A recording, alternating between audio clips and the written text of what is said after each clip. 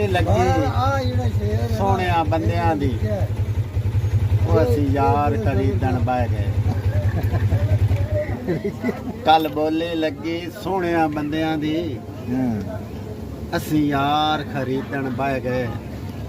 ਉਹਦੇ ਕੁੰਡਲੇ ਵਾਲ ਪਸੰਦ ਆ ਗਏ, ਉਹਦੀ ਤਿਰਛੀ ਅੱਖ ਤੇ ਰਹਿ ਗਈ।